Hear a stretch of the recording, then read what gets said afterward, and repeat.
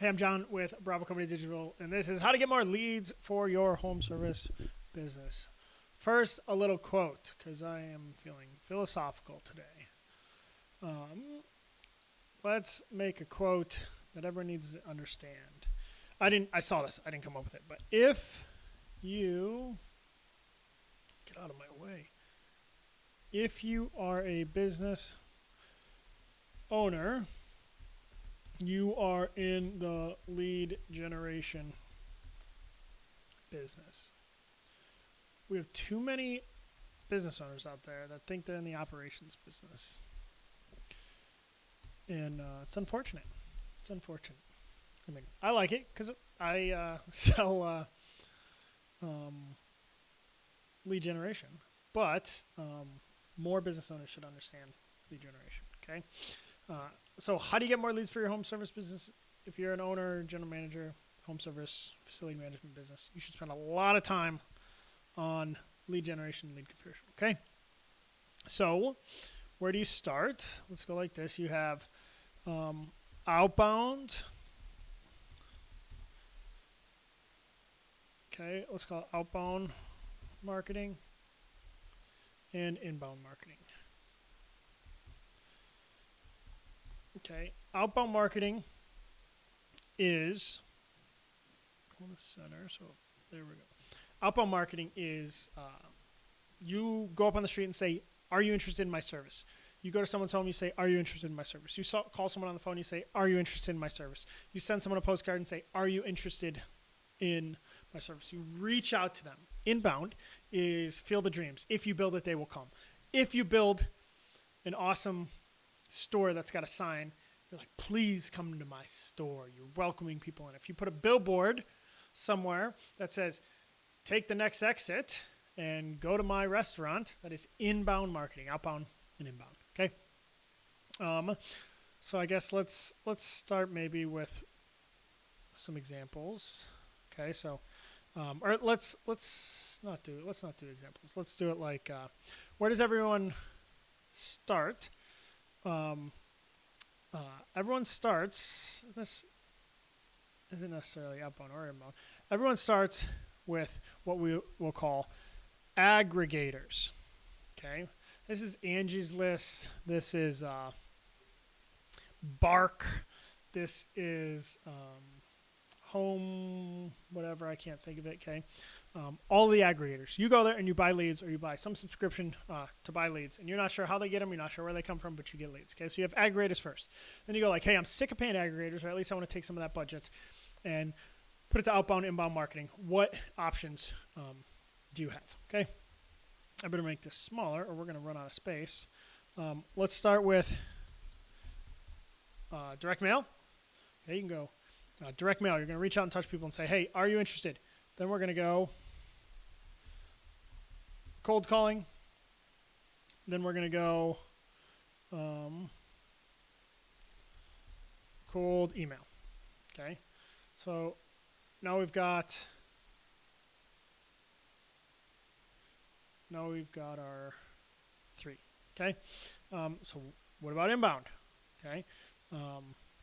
And I'm not saying this is a list for everything in inbound. I'm saying these are all things I recommend for home services. Okay. So inbound first, I think we go PPC or Google Ads. Okay. And are Google Ads inbound or outbound? It depends. If you are putting ads up on Facebook for, are you interested in new commercial landscaping? That's kind of like, that's inbound. You're getting people to see your billboard and hopefully go to your website, right? Outbound would be PPC, more like someone is actively looking and you're going to try to grab that person while they're looking and say, "Hey, you." That's more of a outbound, okay? So kind of have these messed up here now that I think about it, but I need to drive on and not start a new video. So we'll say PPC could be both, okay? But inbound marketing, we have PPC. We have Facebook ads. I like both of those. And let's go one more. Let's do banners.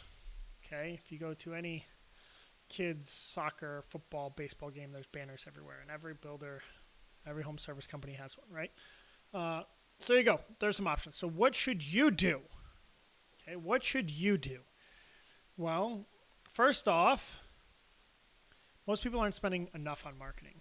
Okay, so the first thing you should do is set a marketing budget. You want to set a marketing budget.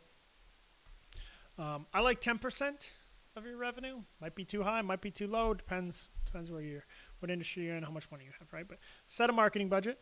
Then I would say, let's try our best to stick to budget for 6 months. Okay, you have to know if it's actually working. So stick to that budget for 6 months. And then we want to measure what is working, and then we want to iterate, and we want to iterate. Again, that's too fancy of a word. Let's call it adjust, iterate, and then here let's go. Let's call it double down.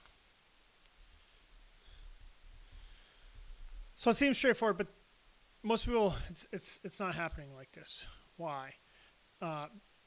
Because most people, those are all supposed to be going one way. Oh my goodness. Okay. Why aren't people setting a marketing budget? I ask people all the time what their marketing budget is, and I say, hey, it depends, which is fine. But I think you want to look at it like, I have $1,000 to spend on marketing a month. I have $5,000. I have $50,000. I don't know if I want to spend $50,000, but I could, right? Like having that idea, because the person that has $500 versus $5,000 versus $50,000, I approach all those things completely differently. Okay, stick to budget for 6 months. It's amazing how many people just cancel their marketing, or they go from cold calling, then they talk to some guru and they figure out, no, actually we want to do SEO now. No, actually we want to do, we want to wrap all of our trucks, and they just switch constantly, which again, it's your business. You can do whatever you want. But stick to something for 6 months, or at least stick to some pot of money that you know you're going to adjust over 6 months.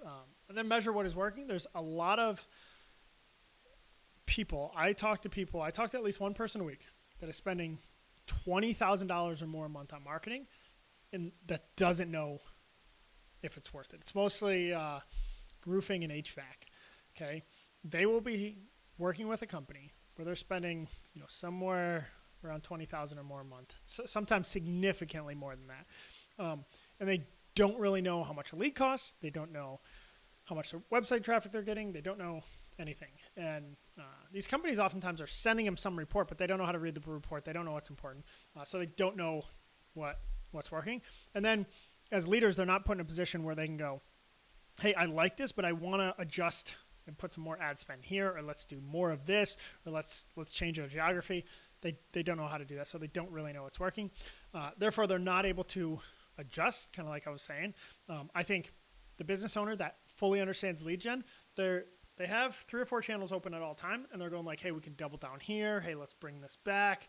Hey, let's work all of our current leads. Hey, it's, if it's the hot season, let's get lead capture. Let's capture some of that market. But if it's a slower season, maybe we double down on clients that we already have. Okay. And I'm getting ahead of myself and answering the question. Okay. But so if your question is, if you're a business owner, or how do you get more leads for your home services business? I think here's a bunch of things to think about. Set your budget, stick to it for 6 months or more, measure what is working, what is not working, iterate, and then double down. But let's make this one, let's put this baby in red, okay? Why is that not going bold? Let's make this bold. If you're a business owner, you're in the lead generation business. That's a big takeaway, though, okay? Thanks for watching. Go check out our Facebook group, Facility and Home Service Business Academy. Hopefully you get some good stuff from there. John from Brown Company Digital. Take care.